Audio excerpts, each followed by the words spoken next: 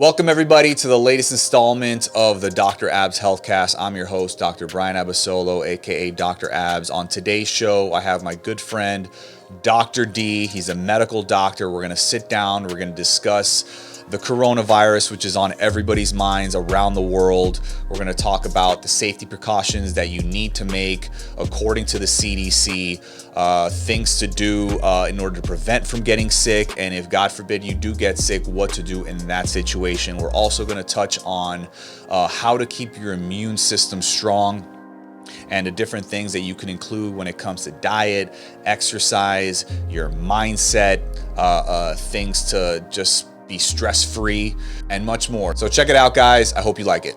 What's up, Dr. D? Welcome to the Healthcast. Let's just get right into it. The big topic of conversation on everybody's minds nowadays is obviously this coronavirus. It is a pandemic. It's basically affecting almost every country in the world. So I just want to start off with a couple of facts. Everything that we're going to talk about today, or at least that I'm going to speak on, is either directly from the CDC or from evidence-based or fact-based research. So here we go. First off, as far as the spread, unfortunately, there is no vaccine currently for this virus. I know the news has been saying that it might take up to a year and a half, which is unfortunate because it seems like we need to get testing ramped up and we need to get the cure as far as a vaccine ready to go. But unfortunately, that's not ready. As far as the way to prevent this illness, it talks about simply doing your best to avoid being exposed to the virus. And it obviously is spread from person to person. You don't want to be in close contact with anybody within 6 feet, which we're breaking that rule right now. It's transferred through respiratory droplets that are produced when an infected person coughs or sneezes. So that's why all the, washing of the hands, sneezing into your elbow or coughing into your elbow, that's where that comes into play. And basically, these droplets can actually land in the mouth or noses of the people who are nearby, and it could possibly be inhaled into the lungs. And there you go. Now you could possibly have the coronavirus. So, just want to give you guys a little bit of some facts for those of you who are out there. A lot of the stuff that we're going to talk about today is maybe redundant.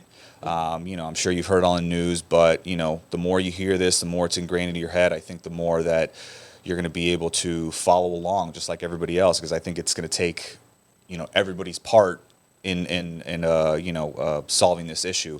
So just want to get your take on it, Doc. You're an MD. I just want to hear your take on the subject. I'm interested to hear. All right, so let's do a little proverbial in the air high five, right? So because we're definitely joining forces here on this same help. Like what we're trying really to do is help, right? So I did go to medical school. I don't practice clinical medicine, but I do own a clinic where we look at the body from a why perspective. I've been saying this a lot, right? So why are things happening? So we're very based on integrative or functional medicine principles.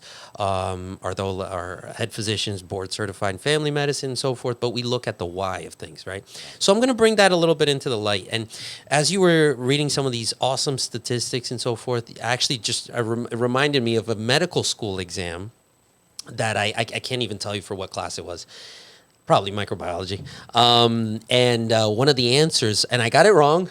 I don't like admitting that, but I got it wrong. Asked what was one of the most common ways to transmit the common flu and so forth, and URIs, upper respiratory infections, right? As they like to use the mnemonic in medicine.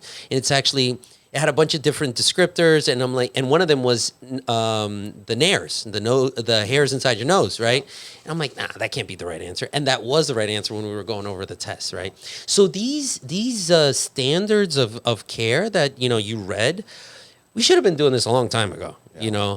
It's shocking to me. Like it seems like everybody's making fun of it, but as far as washing your hands, I see guys all the time go into the restrooms, literally throw some water on their hands, wipe it on their shirt and they're exiting. Use no soap, and that's obviously before this coronavirus. Now all of a sudden everybody, wants to do the right thing and wash for 20 seconds, scrub in between your knuckles, your nails. I mean, that's actually how it's supposed to be done. But, I've been guilty of this. I maybe only do it for 5 seconds, 10 seconds with soap. And, that's just not enough, specifically for, what this thing is doing to us. We really got to take the preventative measures like cleaning your hands as often as possible. Right. These microbes, like if anybody's ever had the pleasure to scrub in to surgery and see how you really have to wash your hands, you're gonna be like, what? You can watch a whole TV show. They're like forearms, elbows, full on arms. You see it in the movies. They're walking in with their hands up and so forth, because you can't even drop your arms after you've washed your hands. I mean, and again, you're going into a sterile environment. Yeah. You're opening up a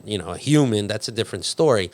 I'm not saying we have to get into all that now, but I like to look at the good of everything, and we're definitely going to be better with our hygiene. That's number one, and most likely decrease transmission of other bugs that that we've had, and some that might even come in the future, because these things seem to repeat. We had SARS, we have Ebola, we had H1N1, the influenza. Now we have Corona. The thing is with Corona, and if I could go on a little on the epidemiology of Corona, the incidence, meaning the new cases, is very high. And we still don't know the prevalence seems, or that means the people that still have the disease. And just going a little bit on incidence and prevalence, what that is.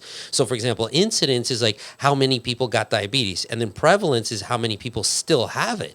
And diabetes is like, well, people get it and then kind of stick with it for the most part. Yeah. And then the common flu, the incidence is extremely high. A lot of people get it. Flu season, yeah. Yeah, flu season, winter, right? But then it goes back down, so prevalence is very low. And in this case, all these numbers are still coming out with Corona, right? And the epidemiology behind it is where I'm really curious to see, how many people are going to get it. I mean, because truth is, there is a lot of data there, but, as the government's saying, we're still waiting for a lot of this new I feel data. like it's going to skyrocket, because now we're just coming around to, I guess, getting the test kits available. So I could see the numbers just shoot up, and that's what they're predicting. So, that's going to be a shocking revelation, I think, once it comes out, that the numbers have doubled, tripled, quadrupled, or what have you. Oh, yeah. I mean, going into the epidemic, again, like, as you said in the beginning, fact-based, evidence-based medicine is very important, for us to keep it like that. And going back into some of the testing, then you have the question, and this is a basic question asked across any epidemiological test, is the amount of false negatives and false positives, right? You have to see, like, okay, these tests are all being done very, they're trying to figure this out. I was listening to a government official talk about how, as of now, our most well-known testing agencies like Quest and LabCorp, they're working night and day to try to develop these tests, but you're still getting 99% negatives. So question is that a false negative? Is it So that's another thing that we have to. I mean, we have to be concerned about, and the best thing that we could do while we're waiting is to take these proactive steps. Absolutely. So just to rehash that subject, guys. Especially if you've been in a public place, after blowing your nose, coughing, sneezing, you want to wash your hands for 20 seconds or more with soap, warm water if possible. If the soap and water isn't ready available, you want to use that hand sanitizer. Right there. Yeah, give me a little squirt right there. There we go. So it has to be 60% alcohol or more. And then just cover all surfaces of your hands and rub them together until they feel dry. Avoid touching your eyes, nose, and mouth with unwashed hands. So I'm sure you've heard about that one. Yeah. Just do not touch your hand, your face, if you haven't just washed them. And now this whole avoid close contact situation. It's social isolation. Yeah, social distancing they call it. Yeah, and, there you go. It's a situation where everybody's scared. Like I'm like moving to the opposite side of the elevator, or walking on the street, just trying to maintain my distance, just because they want that 6 feet of distance. So because we're breathing around each other, we're coughing, we're sneezing, we don't want to be near that. But as far as not only protecting yourself, we've already talked about that, but also protecting others. Now, as far as everybody that does have symptoms, basically they're just saying, stay home if you're sick. Mm-hmm. Stay home if you're sick. If you have the symptoms, the dry cough, the fever symptoms, just stay home, quarantine yourself, try not to be around anybody else because, even though you may get over it, you may be putting other people in danger that are comprised immunologically, as far as the elderly population. I'm afraid to go visit my parents. I talk to them over the phone, I FaceTime with them, but they're in their 70s. I don't want to necessarily go over there because I'm not feeling any symptoms, but God forbid I'm carrying it. What happens to them? They may get it, and they're in a situation where they may not be able to handle those symptoms. So, it's just a tough situation all around. Yes, some of the comorbidities, for example, is important to touch base. And again, some of the government officials were kind of putting us to ease, because that's one of my big things right now, to also, with facts, to understand these facts, and all. The amount of stress is enough out there. Whatever we could do to help people to be level-minded, level-headed, because stress does contribute highly for infectious disease as well. And stress does have a name. It's called cortisol, right? So heightened levels of cortisol. So with that, as it relates to, whoever's listening to us of older age or concerned about somebody, all of us are, we're going to have some degree of contact with somebody of older age. One thing that's very important is not because you've passed, usually that mark off is 65 years old, where we give our elderly over 65 every year, for example, they have to get the pneumococcus vaccine, the PPSV23, for example, to protect them from pneumococcal issues, right? So streptococcus pneumoniae, like strep throat, that can really take them out, endanger their life. But here's the thing. The chances are way higher, and I'm speaking of a disease, of a bug that we're already used to it. It's something, if you work in the hospital, you're very aware of this.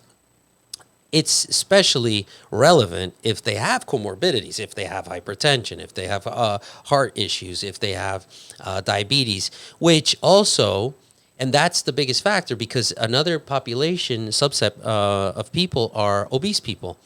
Why? Because they, well, I don't want to say the why yet, because actually that's interesting. At first, I couldn't figure out, like, obese people, why are they more, let me make you guys a little bit more curious. Why are they at danger?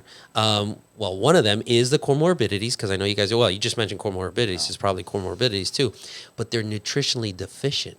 So they're low on, they're obviously they're consuming calories, but the nutrient status is a little lower. So that's something very important. I know we wanted to just their weight. Obviously they're susceptible to heart disease, diabetes. The comorbidities, Yeah, absolutely. Lung disease, yeah. But that's all connected to the immune function, right? So I really like to go laser focus. What's off in all these subsets of people?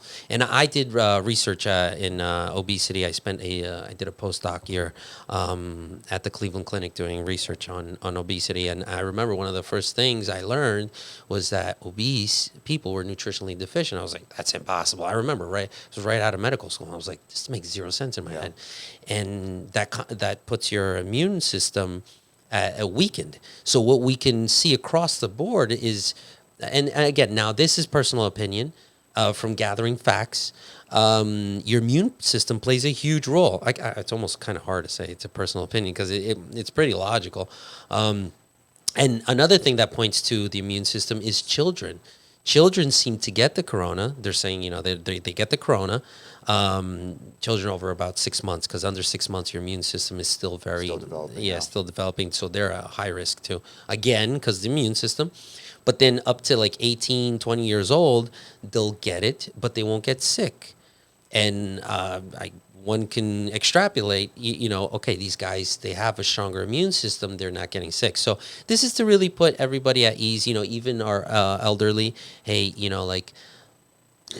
have to have comorbidities, really. Fear, obviously, like, everybody has made the comparison between the flu and the coronavirus, Right. And it's like, why doesn't everybody freak out over the flu like they are with the coronavirus? Is it just because, we get the flu, we, maybe have antibodies where, our immune system has built up a tolerance and, we deal with it. We might get sick, but for the most part, people recover. But I mean, it kills a ton of people every year. Right. So It's like, I guess I'm just like, what is the difference between the coronavirus and the influenza that, is causing such a stir nowadays? Like, what is it? If one kills so many people, unlike this one, which the numbers show, maybe isn't killing as many, why is the population so scared about it? That's what I keep joking about. I'm like, I probably missed a class in medical school because I'm not getting it too well. I mean, of course, we have to be concerned. Yeah. And I remember learning actually for one of our boards in med school that corona is responsible for the common cold. Okay, I remember that, and the first cases of documented cases of corona in 1970, right? So where this came to light, and there was studies on this, right?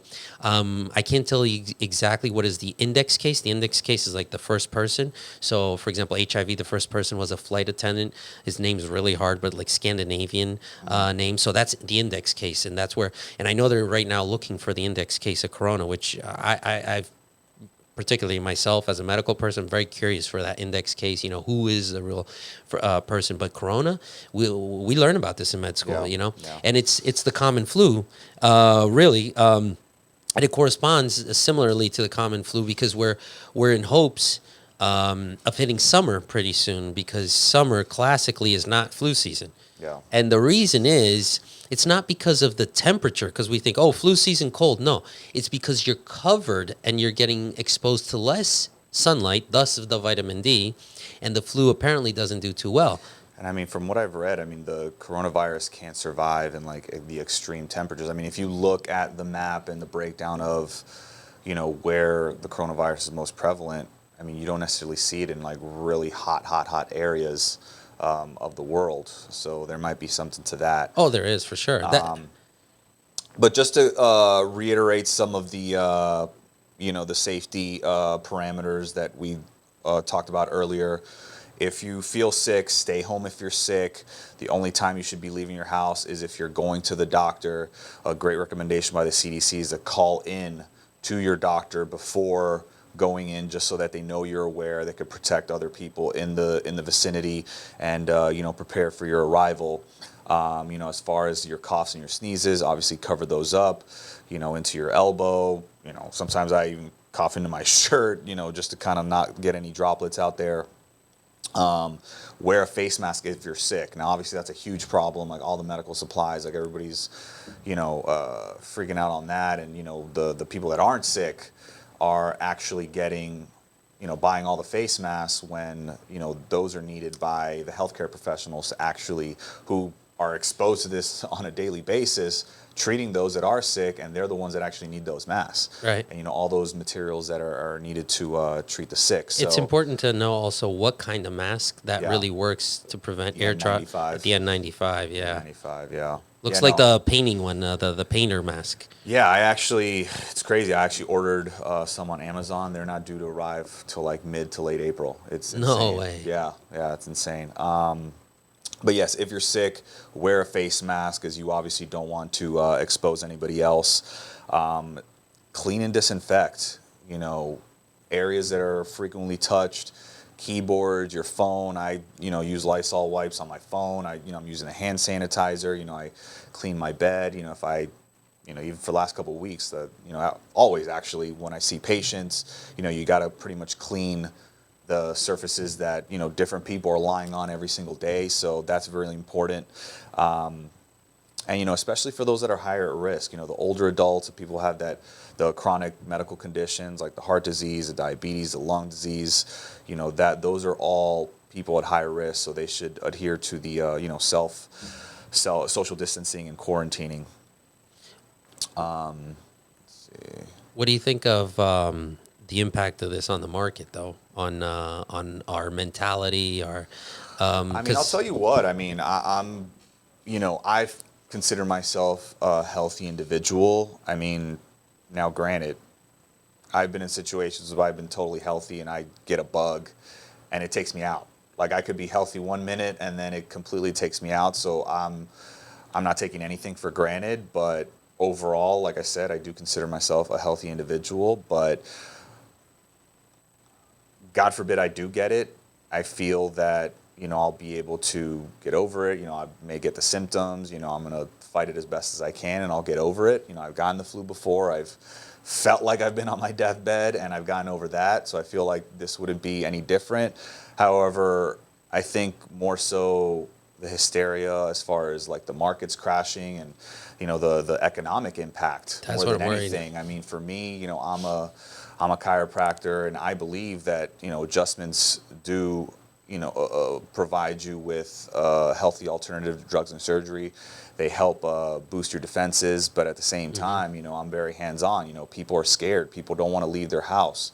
What is this going to do economically to, like we were talking earlier, the waitress at a restaurant, a chain restaurant with two kids who's living paycheck to paycheck, or anybody that's living paycheck to paycheck. Obviously, don't want to get too much into politics, but we heard Trump talk about, the relief packages that are coming. So hopefully they can roll those out ASAP, because, there's going to be a lot of people hurting, and who knows how long this stuff is going to go on for. Yeah, that's the scary That's part. it's like, I feel like, people that I've talked to, it's like, yeah, I could survive a couple of months, no income, but then, if this rolls into the summer and then, later in the year, like that.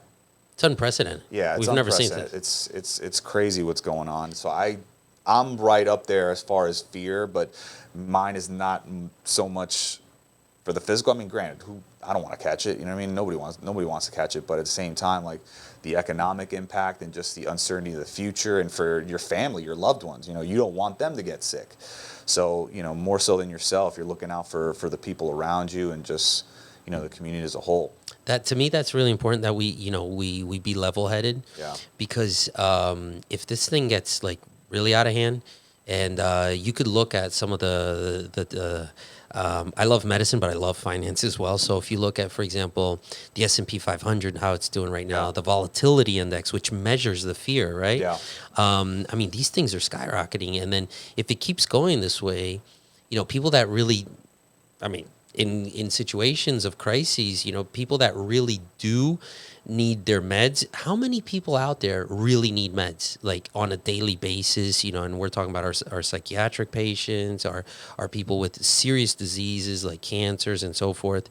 I mean, I'm fearful for the healthcare system to be able to handle this. That's why, like, even at our clinic, in a week, we'll actually have corona testing, and we'll send somebody to your home and so forth, just so to help not flood the hospitals. Because No, that's so key, man. yeah, we'll send somebody to the person's home to help them out. A phlebotomist, and we do the telemedicine just to make sure they don't go into the healthcare system. Yeah. And my heart goes out to my fellow colleagues, because I've been talking to a few friends of mine that I went to med school and so forth, and these guys are overloaded. Yeah. And they're telling me lots of times it's they're telling these people, look, if you don't have symptoms and so forth, like us, we're healthy. I mean, we stay on top of our health. We're checking blood. We're doing everything we can. Yeah. We eat healthy. I've never seen you eat anything unhealthy. It's like, so that's my biggest fear. I mean, in Italy, I heard like the elderly are just being left to die because they're overwhelmed. Like they don't have enough, I guess, of the resources to, treat those types of people. They're elderly, and they're the most immunocompromised, and it's like I read a quote that they're being left to die. So it's just a very, very sad situation that, with as expensive as health insurance is nowadays, we can't, provide the Americans with, the best healthcare possible, and, just have enough doctors and hospitals and resources, to help all these people. And I just hope they come up with a plan, and, the government does something to, help everybody out, because it's gonna get worse before it gets better. Oh yeah, and the question is how long? Yeah, no, definitely. All right, guys. So pretty much right now, more than ever before, I think people need to start taking need to start taking control of their health and just strengthening their immune system as much as possible. So, because if your immune system is strong, if your diet's right, if you exercise, if you get sunlight, you're hydrated, it's just general health. Like if your health in general is good, you're going to have less of a chance of acquiring bacterias and viruses and things like that. So you want to strengthen your immune system as much as possible. So I just want to touch on, foods and supplements and things that people can do. Obviously this is for people that may have the coronavirus, but at the same time may not and want to prevent from getting it. So, for example, just talking about foods. I know you're big on diet. I just want to mention some of the foods that I would recommend that people consume more of. And the first one is citrus fruits. I mean, you talk about, tangerines, oranges, grapefruits, loaded with vitamin C. I know you know how important vitamin C is. Our body can't necessarily produce it on its own. Animals do, but us humans, we don't. So we actually have to get it through our food or in supplement form. And as far as a food form, citrus fruits are amazing. So everybody that's hoarding right now, I know, some fruits may go bad, but, if you're shopping in like 2-week intervals, like load up on this citrus fruit because it is loaded with vitamin C, and that is going to help boost your immune system. Garlic. Garlic, is an immune boosting powerhouse. It's basically in every cuisine in the world. I love garlic. You may not want to kiss anybody with garlic breath, but garlic is so healthy for you. You could actually get that in supplement form in capsules if you want to avoid the whole, breath situation. But, I love cooking with garlic. I love putting, garlic with sea salt. That's all I pretty much use as seasoning sometimes, when I want to keep it simple. But garlic is great. Another one is spinach. Spinach, loaded with vitamin A, loaded with vitamin C, antioxidants. You could throw it in a spinach salad. You could put it in a smoothie, an immune boosting smoothie if you'd like. Another one is green tea, right? So, the hot water with the tea, with all the benefits of the tea, the flavonoids and the I'm not sure if it's EGCG or it's one of those, but basically, it's an amazing antioxidant. It's a huge immune booster. So green tea, it's my favorite, as far as the teas. So definitely load up on green tea. And then you also have turmeric. Turmeric, it's good for everything. Yeah, it's a bitter spice, and it's found in a lot of the curry foods, but I would definitely probably take that in supplement form. But amazing anti-inflammatory, antibacterial properties and things like that. So you definitely want to focus, I would say, on consuming more of those foods. I mean, how what are your thoughts on foods, and particularly these foods, and then any food in general, as far as really helping you out to combat this coronavirus? Well, first point is and for the skeptical people, right? Because there are, and we have to understand, there are different points of views. I was reading an article by a Harvard doctor and professor, so you can't dismiss him, Yeah, for sure. And, respect to all opinions in the medical field, where he's saying, there's no proven benefit. And I got to tell you, if you go into the medical literature, a lot of it, they'll say there is no proven benefit. Yeah. But I think if we logically look into research, there is a lot of research provided out there how Ayurvedic medicine, for example, it is its own field of medicine. Ayurvedic, you just mentioned turmeric. It's been used in years, 5,000 years of Ayurvedic medicine, for example. I like some of the hardcore stuff, like the turmeric, the garlic, the stuff. And it's funny because like some cultures, like the Indian cultures, they cook with this, right? Yeah. And we don't cook with that many spices, but a lot of these spices, for example, turmeric, ashwagandha, camu camu, maca, spirulina. If you could get your hands on some of that stuff, I think that's amazing.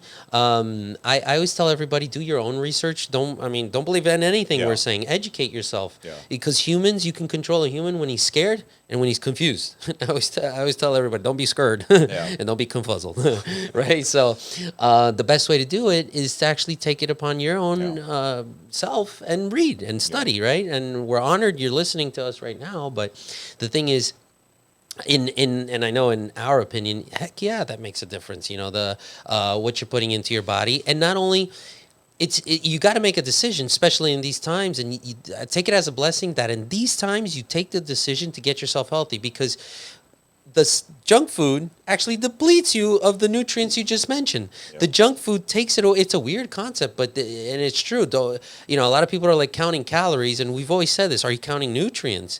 And now is the time that you really need these nutrients, guys. Yeah. You need these nutrients to not only your day to day, but to fight the corona. And I mean, how many bugs have we seen in our lifetime? You know, somebody put out, a friend of mine the other day put out, she's like, the different bugs I've survived, you know. So it's important that we really start embracing this. And I love superfoods. You know, spinach I think is also now considered superfood too. Absolutely.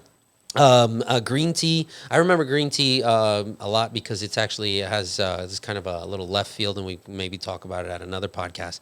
But just a little thing on green tea. It has one of it is the strongest estrogen blocker out there. The Camellia sinensis inside the green tea blocks estrogen like crazy. So, but yeah, some of these superfoods. If you guys have not been introduced to superfoods, the first time I tried spirulina was maybe 3 years ago.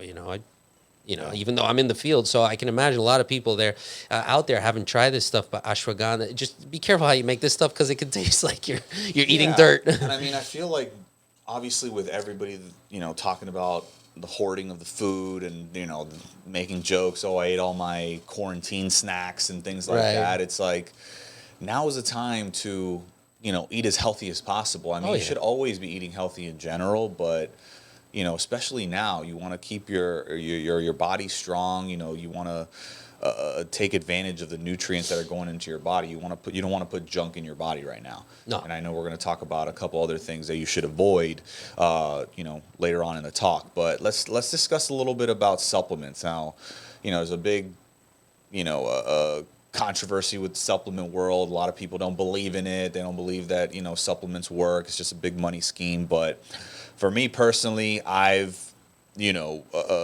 trusted these supplements because they've helped my body and they've helped me stay strong and healthy.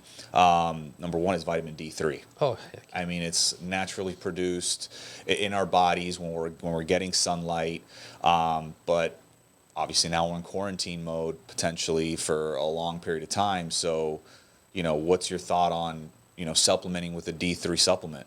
Oh, well, number one, D3 is like, that's what's up. That's a great supplement. I actually read an article maybe 2 days ago. It was entitled "Lesson from the 1918 Influenza Pandemic," and it's a black and white picture of like this hospital-looking scenery, and with a bunch of nurses and medical professionals treating patients outside with influenza.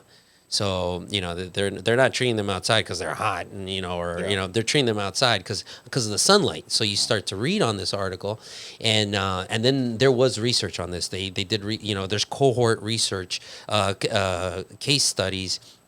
It wasn't official clinical trials, but there was definitely some studies on it where they did show that the increased levels of vitamin D3 in your blood really helps to fight a lot of these diseases out there. There's research out there. This is verified research that about 50 milligrams per deciliter or more of vitamin D3 levels are even help combat against cancer, multiple sclerosis. Even in traditional medicine, recognize that decreased levels of vitamin D3 are a factor. Contributes to depression, the depression, the production of testosterone, et cetera, et cetera. I mean, the list goes on. So, vitamin D3, the correct time to get this in the sunlight, and if I may go off on this a little bit, is actually in the peak times of sun. So between 11 and about 4 o'clock. yeah, 4 o'clock. Earlier? Yeah, around there. Maybe a little like when it's strongest. And so Yeah. now you're like, oh my gosh, what are you saying? No, don't stay there for too Yeah, long. 20 no. to 30 minutes. There's actually Arms exposed, legs exposed, in the face. Yeah. yeah, it doesn't have to be full body. A lot of people are like, "Do Yeah. I need to be naked?" No, Yeah. don't. If you get some, literally, if you put your arms out, in out of the window, and this is actually a tradition in an area of Japan. It's been like this for a few years, where business executives will actually have little meetings and conversations with their arms out. They'll roll up their sleeves, their suits, and they'll have their arms outside of the windows and catch that sunlight on their arms. It's very, very beneficial. I'm sure you can be exposed to the sun at your home if you're quarantined one way or another. Yeah. So vitamin D3, super, super important. And if you can't, obviously, you can't get out during these times. You're quarantined. Maybe you're sick. I mean, but you still want to do everything you can to not be sick. You want to supplement. As far as a D3 supplement, like how many IUs would you say is a safe amount? Because I know, you provide the patients that your clinic treats with 50,000 a week, 100,000 a week, which are really high therapeutic doses. But if you're taking a D3 supplement, like how much would you say a person?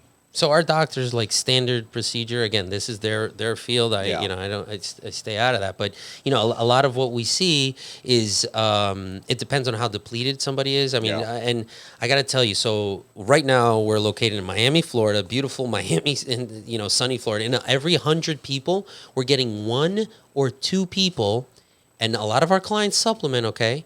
And that's where I see people saying that supplements don't work. We're getting 1 to 2 people with actually around 50 units of vitamin D3 in their blood, right? Or hormone D. I like to call it hormone D because it kind of acts like a hormone, but we won't get into that right now. So, and the minimum is 25 in most scales, right? Scales are different. 25 to 80. Again, in 100 people, we'll get 1 to 2 people that will actually be around 50 or higher. It's crazy. Most people are low. And you're like, but you're in Miami. I know. But we're still not seeing these appropriate levels. So I feel like we take it for granted. Oh, like, yeah. the beach is right there, but you stay indoors. You're working 9 to 5, and then you're too tired to go to the beach, and you just never end up going out. Yeah, and then the thing is, so our doctors will typically do vitamin D3 with vitamin K2. Yes. Yeah, they have to be. Yeah, it's a cofactor. You're like K2. Yeah, there's 24 vitamin Ks up until today that have been discovered, and K2 is okay. Are with there's a little controversial, but people on warfarin and anticoagulants, the problem is K1, not K2. But regardless, so with that said, we do our clinic does about 10,000 IUs a day, just to bring it up. Again, these are not dosages to treat anything. Self-treat, obviously. See your doctor before you take any of these supplements that we're talking about. Yeah, we're being very cautious here. These are not dosages that you should equate to, okay, this dosage treats corona, but of good quality. And I mean, we use compounding pharmacy, so we don't even use a specific brand or anything. Of 10,000 IUs of vitamin D with 5,000 micrograms of K2. But if somebody's really low, they might be prescribed, as the hospital prescribes, oftentimes 50,000 or 100,000 IU injection a week. Again, that's to boost those levels up, and it's just to boost levels up, not specific to target any disease, corona or anything. Really want to make that a point out there. Yeah. But, it is important to boost your vitamin D levels. Super important. Yeah. And if you are getting those high levels of vitamin D, like you said, it is important to get the K2 in there. Mm-hmm. I always like the analogy, the D3 is like the gatekeeper. It opens the gate, allows the calcium to enter the body, but then the K2 is considered the traffic cop, where he's directing traffic and basically tells the calcium where to go to the right place, which is in the bones. Yes. If you don't take the K2, there is no traffic cop. The gate just floods open and the calcium goes everywhere. And obviously it can get into your blood. Hypercalcinemia, that's something that we don't want. So atherosclerosis. That's why K2 is so important. So to get to some of these other supplements, zinc, it's a wound healer. It's an immune system booster. We got vitamin C that we already discussed. Probiotics. Most of our immune system, 70 to 80% of our immune tissue is in our gut. So, these probiotics, it's good bacteria that's going to enter your gut, and it's basically going to help heal your gut. You know what I mean? And if your gut is healthy, you're able to absorb all the nutrients that are coming in. And it's something that's so important, and people just, they don't realize how important their gut is. So probiotics, very, very important. And last but not least, I don't know if you've heard about this, Doc, is elderberry, which is a medicinal plant. That's kind of like one of my X factors there that I'll take from time to time. But it's, as far as the research, I'm not going to go into that, but a lot of people have come forth as far as cold and flus, shortens the time, maybe even prevents it. So look into elderberry, of course, do your research, talk to your doctors. We're not, prescribing anybody here, but, those are 5 that, I would definitely research about getting into, specifically in this time. We got vitamin D3, the zinc, the vitamin C, the probiotics, and the elderberry.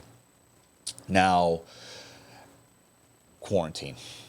People are at home, and I know that me as a chiropractor, you as an MD, you know how important diet, you as an MD, me as a chiropractor, you know how important it is how important movement is in general for our bodies, for our spines, for our joints. So it's a situation where, like, I'm thinking, wow, all these people are going to be cooped up in their houses, watching TV, watching the news, scrolling on their phone, and they're either going to be sitting down or laying down. So I think it's very key that if you didn't go to the gym before, or you do go to the gym, like, for those that were going to the gym, don't stop, do home exercises. And those that haven't been going to the gym or haven't been getting any physical fitness on, maybe now's a good time to start. Right. Because, physical fitness is just good for your body in general, for general health, and it can, and when that's going to translate basically into a strong immune system. So home exercising, and me personally, my hip flexors when it comes to stretching, a good stretching program when you wake up, during the day, you're sitting down a lot, sitting is a epidemic in itself in this country, people sitting down, and, my hip flexors get so tight. So, you got to get up, you got to walk around, you got to move, you got to stretch your body, you got to get some workouts in, while you're being quarantined. And I just think that's really, really important, just to get our bodies to move.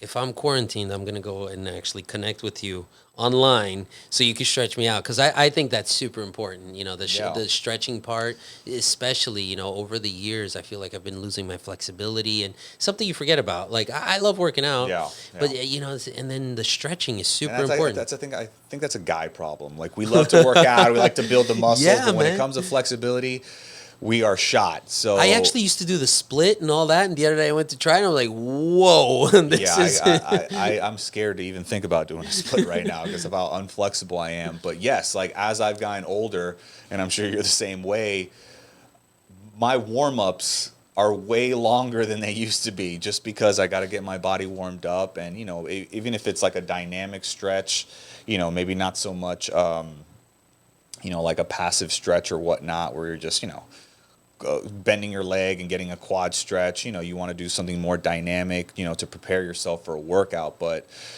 at this point, any stretching is good. Definitely get those hips moving, the legs, your back, your lower back. You just don't want to cause any undue stress to your body and, bring on pain during this time where you're at home and you really can't go anywhere potentially. So for sure, definitely important to do that. Now, I just want to talk about, like we said, a lot of people may be quarantined for who knows how long. So I just wrote down a couple of things that people could do, kind of just to stay busy, just as a family, as a couple or whatnot.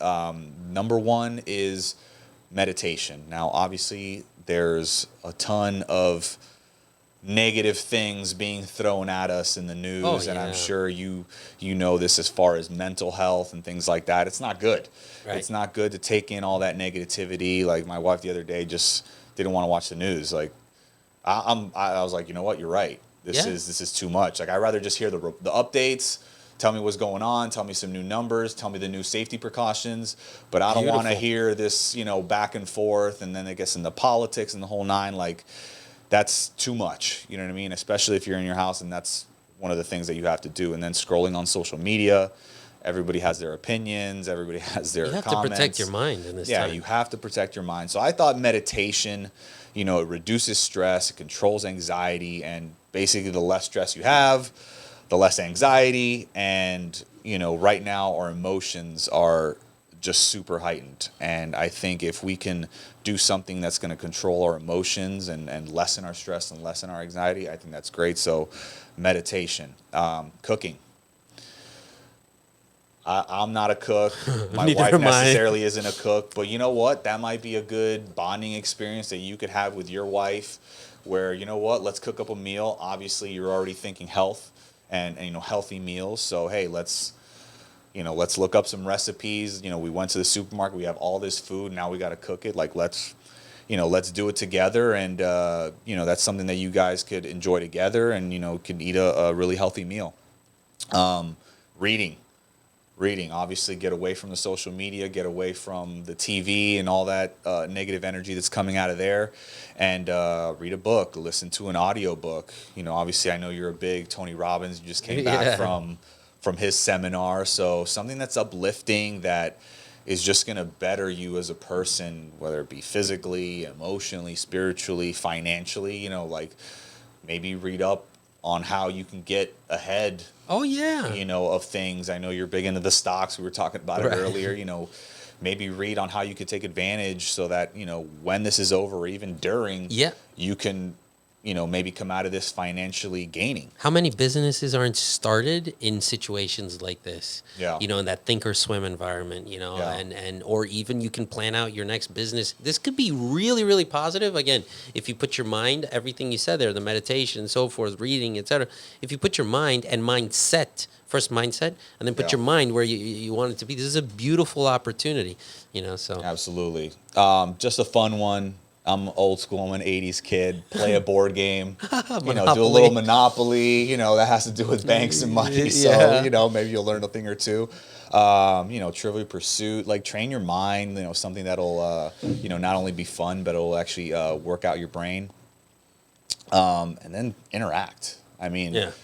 I feel like, at dinner tables across America, the kids are on their phones, the mother and the father, they're not talking, the dad's watching TV and whatnot. I feel like there's no true interaction, like there was, back in the day with all the technology that's around nowadays. So, interact, play with your kids. Like, now is the time. Like, if you're working and they shut your work down and now you're home and you're with the kids, I mean, get to know your kids a little bit better. Play with your dog, interact and play with your kids, talk with your wife, have family conversations, talk about positive things. I think that's, something that we could take away from this if we are going to be cooped up for so long. Another thing that would be productive while quarantined is, obviously talking about financial, like, make a budget. Make a list. Talk about your budget, get on that app for your bank or whatever it is that you use. Because I'm already thinking about that. I've, basically drawn out all my expenses. I'm seeing, worst case scenario, like what's going to happen down the line, like where can we, cut costs here and there. And I think every family in America is going to need to do that, in the coming months. Obviously we hear about all this the relief packages that are coming our way, but, I think people should definitely think about budget when it comes to that. Now, let's talk about things to avoid when it comes to, helping your immune system and keeping that mental mindset that you talked about. How do you feel about alcohol? Because I feel like a lot of people want to drink. I didn't even think nowadays. about that, actually, with this whole quarantine thing. I've seen funny. people on social media having, Corona parties, like, they're getting a bunch of Corona beer or other beers or other That's alcohol, and funny. they're just going to basically drink at the house. And I think a little red wine, a little white wine here and there, I think is good. But for me personally, like, I don't want to necessarily put excessive alcohol in my body and feel like crap the next day, because again, that's going to just make you more susceptible You're in a closed environment, drinking as much as you want, that can turn into something. Yeah. You know? So I think alcohol, definitely keep that, At bay. at bay. Smoking, vaping, Yeah, people are going to get into comfort mechanisms Yeah. now. All of us, and I know I can just imagine if we're stuck at home, you and I. You don't even. I'll bet $100. You know that you're going to be doing push-ups. You're going to be doing abs. That's a comfort mechanism. Yeah, everybody has an outlet of some kind. Yeah, I'm sure we're gonna have a lot of babies during this time. Quarantine babies. Yeah, I've heard that they're gonna be called coronials, actually. Because if we're forced to be home at this time, so just keep in mind whatever you're gonna do. You asked me specifically about alcohol. I mean, for those of you that don't know me, I actually never drank in my life. Wow. Ever. Good for you. Ever. Not that it's just something there's a longer story. It's a personal decision. Yeah, but again, I understand alcohol if it's used in a certain way and so forth. Again, I don't want to get too much into that right now, but whatever you're going to do, whatever your escape mechanism is, be conscientious of it. Look at the people around you, your kids, your family. If you're alone too, I mean, what are you doing to yourself? We're here, advising on how to be healthier. Yeah. And the number one thing is what you just said, your mindset. The meditation. You start your day right. And that goes into my next one, which is consuming too much negativity on social media, the news. Oh my God, yeah. I mean, the fear mongering that's going on. I mean, they're just throwing. I told my marketing this many cases now. I mean, granted, we need to know. It's inevitable that we're going to hear that information, but just like the 24/7 news cycle of it. You have to dose it. I mean, you have to dose it. I mean, honestly, you know what I do? I kind of give myself a mental timer. I'm going to hear 30 minutes of the news, and you mentioned stocks. So right now, I know it's like crazy, but I just went in stocks. I haven't traded in like 5 years. I just went in. And so I got to hear a certain amount of news, right? Especially if you're, trading stocks at a high risk time. But here's the thing. It will drive you bananas. It will drive you nuts, and then you know what? Nothing is worth more to me than my state of mind in a time like this. So I think that's something definitely you got to protect your state of mind. I give myself a little mental timer. I've listened to about 30 minutes worth of news today. And then I'm very picky on what I listen to as well. It has to be, things with fundament that'll make sense, that'll help me. Yeah. And positivity, consume positivity, grounded positivity. I think is super important. What we're trying to do here, I told my marketing team, I said, hey man, I want to be a light in the middle of all this, to help, and also have our listeners help us, because this is a circle, this is a circle. We're in this together. We're humans. We're we're one planet. We got to, and we will pull out of this together. Absolutely. Another one is keeping an untidy home. So cleaning. Yeah, wow. Cool point. I don't know if people realize this, but cleaning is kind of therapeutic. Like, have you ever been amongst clutter in your house, and then all of a sudden you just clean it all up? You do a great cleaning job. You really get in. Get the cleaners out. You sweep, whatnot, vacuum. We do that every Friday at the house, actually, and it's like I always tell my wife Friday night, I'm like, wow. But it's like everybody loves to come home to a clean house, and just it's the best thing. It's smelling good and the whole fresh nine. bed, fresh sheets. Nothing like that. Like best fresh sheets, but if it's and the clutter can stress us out. So we want to create our home is our sanctuary. We want to create a stress-free environment as much as possible, especially if we're going to be in it, in quarantine for a specific amount of time. And, obviously the obvious factors is not only is it therapeutic, but you're actually minimizing the accumulation of germs and bacteria and viruses in your home. So there's more of an incentive to just keep your home nice and neat.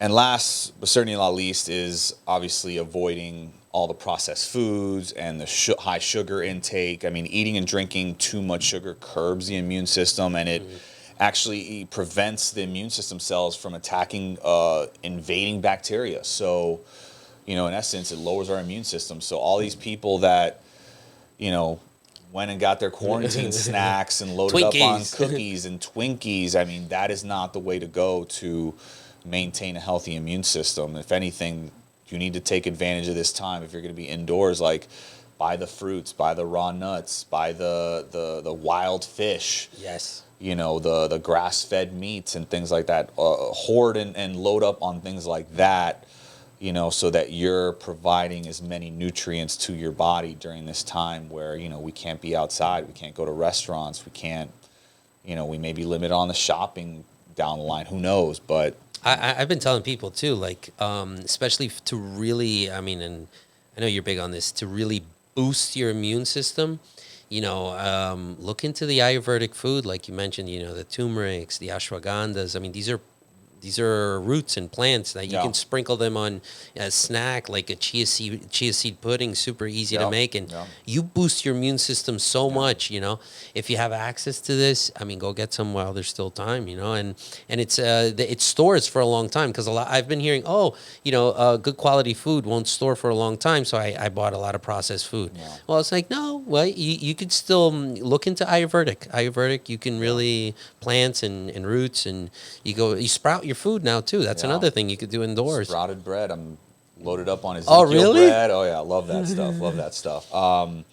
But yeah, man, I mean, like you said, and if you're having trouble, you know, you have a sensitive palate, you know, you don't like, you know, the way certain things taste, or you're very sensitive to certain flavors. I always think that smoothies are a great way to go. Yeah. You know, it's a great way to pack as many nutrients into a meal as possible. You know, you could add the spinach, you could add the, you know, the herbs and the spices, or, you know, the citrus fruit into these smoothies. Check out on my website, drbryanabasolo.com, Elixirs for Life. We have 14 amazing immune boosting recipes that are actually perfect for a time like this. You could also go to drabsfit.com for home exercises, for meal plans. If you have all this food and you don't really know what kind of meals to cook, that's a great area to look into to, you know, get the recipes and detailed recipes where it basically tell you everything you need to cook. Now, last but not least, obviously, man, I want you to promote yourself. Like, I think you're doing great things, because you're taking patients and you're actually testing their blood levels. So all the things that we've talked about, the vitamins, the minerals, and things like that, like, you do ridiculously comprehensive tests where it actually shows you where you're low. So in a situation like this, I mean, granted, people may be limited in going to you, but, you know, we could go to them. We could go to them. We do it at a distance. Yeah, you could do it at a distance. So it's like they get checked, they see what they have low, they see what they have high, and then you could basically customize a program for them where you're giving them the vitamin D3 if they're deficient. You're giving them the, you know, if their hormones are off balance, I mean, you could also level those out. I mean, there's so many things that I've seen. I mean, I know the vitamin amino blend that you guys have out there would be perfect for somebody out there. We're running out in these times right now. Yeah, like you're running out. Antioxidants, N-acetylcysteine, glutathione. Yep. Those are huge. You know, we always say on well, just kind of segueing what we do.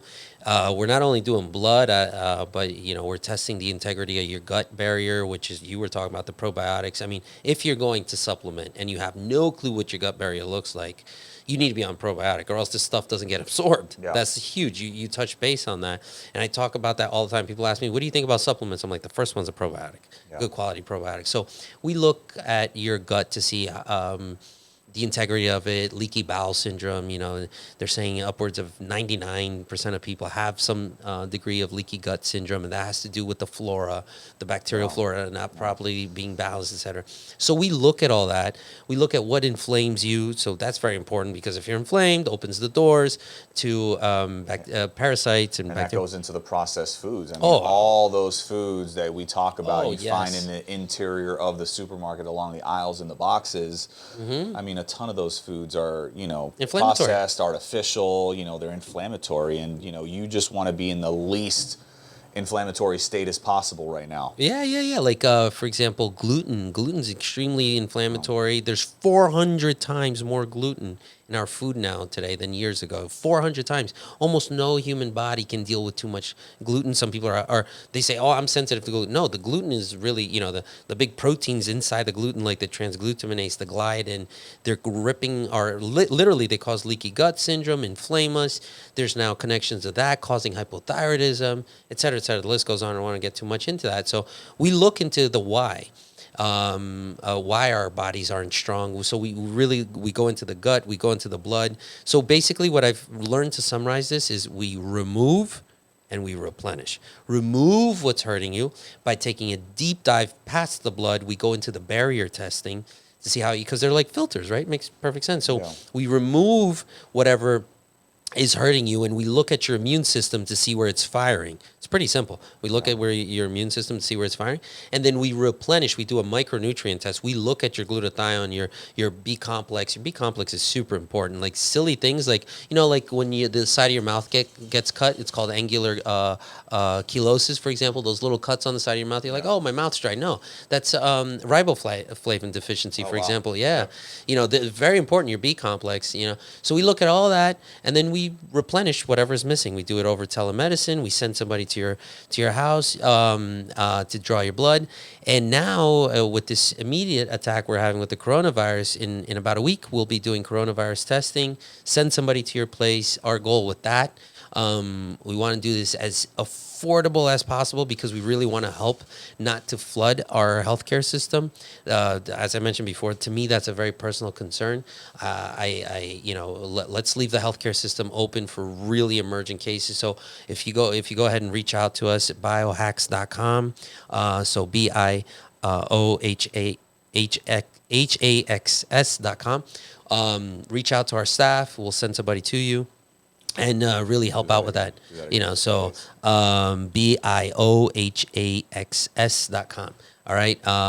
Or you can find me on Instagram too, thedoctor.de. So THEDR.DE. All right, guys. So if we could help in any way, shape, or form, please reach out to us. Absolutely. And I just want to thank you so much for coming on, dropping knowledge. Dr. D is doing so many great things in his clinic. He's helping a lot of people transform their lives. And, like he said, he's coming out with the Corona kits, within a week. Within a week, we'll be able to test. Within a week, so that's amazing. People locally here, in South Florida can get tested. Can I say something I always say about the immune system?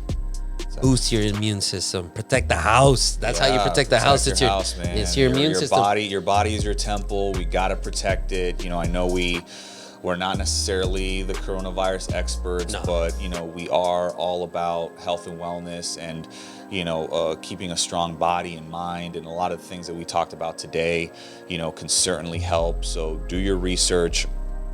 Listen to the advisories out there as far as keeping yourself virus free and what you need to be doing on a daily basis, and just stay safe out there. And in quarantine, just like you said, boost your immune system and just try to stay safe. All right, guys. So thank you so much for listening. This is a Dr. Abs Healthcast. Until next time.